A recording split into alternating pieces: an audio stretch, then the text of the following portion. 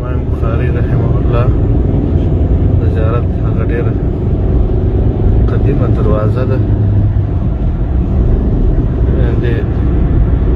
دا چې د زیارت وړاندې یې جوړه کړې ده او د دولت هم دا درک کړي دي چې امام بخاري رحمه الله د امت د سترو علماو څخه دی ځکه ټول یې پېژني ټول د هغه پوښتنه کوي تاسو د امام بخاري زیارت ته ورغلي یاست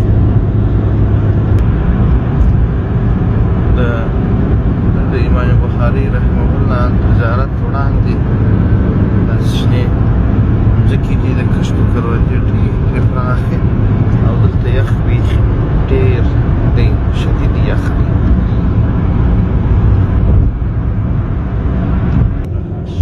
دا خو نو هلته وایي بله لار وه پر هغه باندې اوس یو ساختمان کار شروع کېږي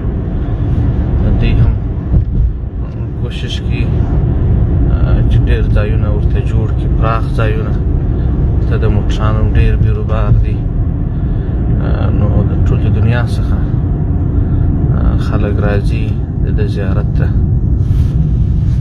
مخ په وړاندې به ځو بیا به معلومات سره شریک کوو انشاءالله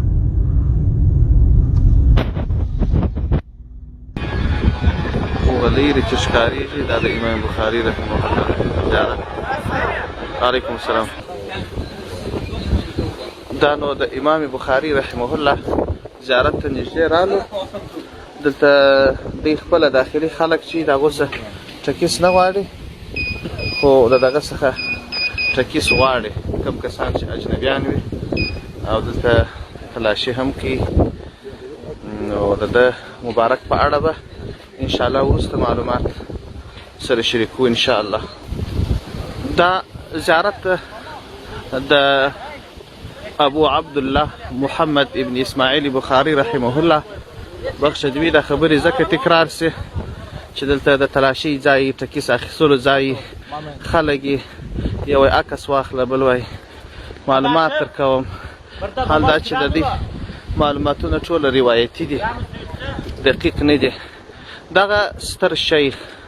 ابو عبدالله محمد ابن اسماعیل بخاري رحمه الله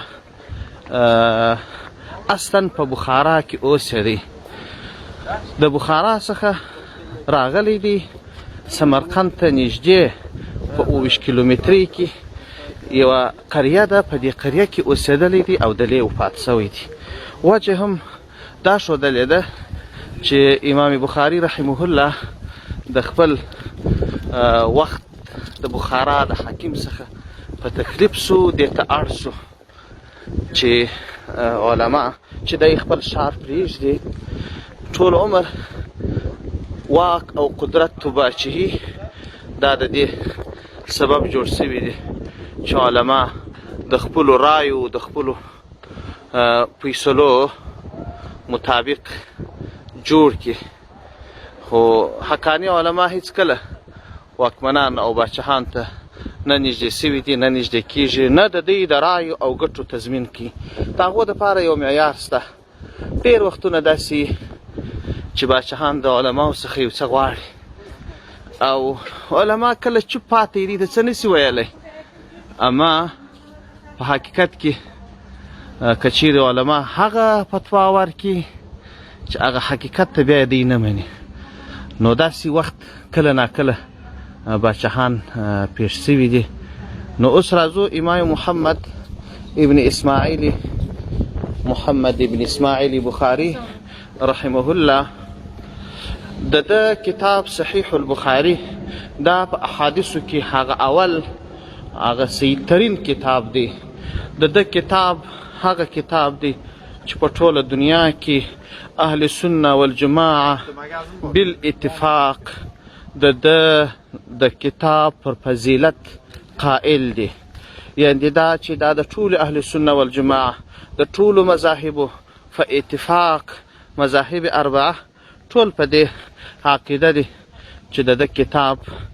افضل الكتب بعد کتاب الله د الله تر کتاب وروسته تر قرآن وروسته بهترین کتاب صحیح البخاري دی نو لو خبره دا ده چې الله جل شانه کله د یو چا سره محبت ولري نو د هغه څخه د دین کار واخلي. په دې مابینځ کې د معلوماتو په اړه قطع کلامي ځکه راځي چې څه معلومات به لابد په منځ کې عارضي وي باید ورکړل سي. لکه اوس دا دایره ده، دا یې د راننوتلو دروازه ده، دغسې دغه چاردیوالۍ دي، چار طرفه کوټې دي،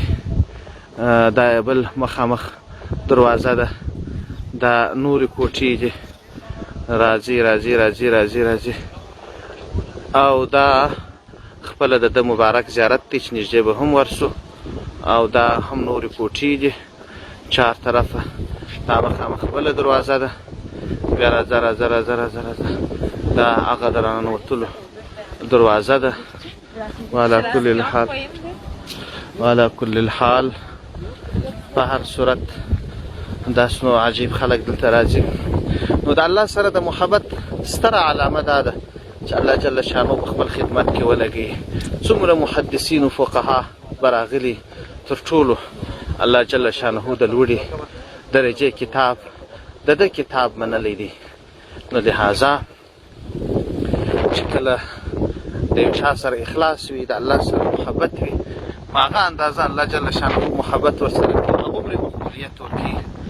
دا هم د امیر المؤمنین فی الحدیث محمد ابن اسماعیل بخاري رحمه الله زیارت دی. نو زه به یو ځلې زیارت پر سنت طریقه ادا کم او د هغه څخه وروسته بیا انشاءالله که د نورو معلوماتو اړتیا وه هغه به درسره شریکه کړم انشاءالله باذن الله. امیر المؤمنین فی الحدیث محمد ابن اسماعیل بخاري چې اصلا د بخارا دی، د خپل وخت د باچا څخه تنګ شوی، بیا سمرقند ته نږدې 20 کیلومترۍ کې راغلی. بخارا او سمرقند 270 کیلومتره سره لري دي او د دې ناروغه شوی او کرامات یې ډېرو خلکو لیدلي دي.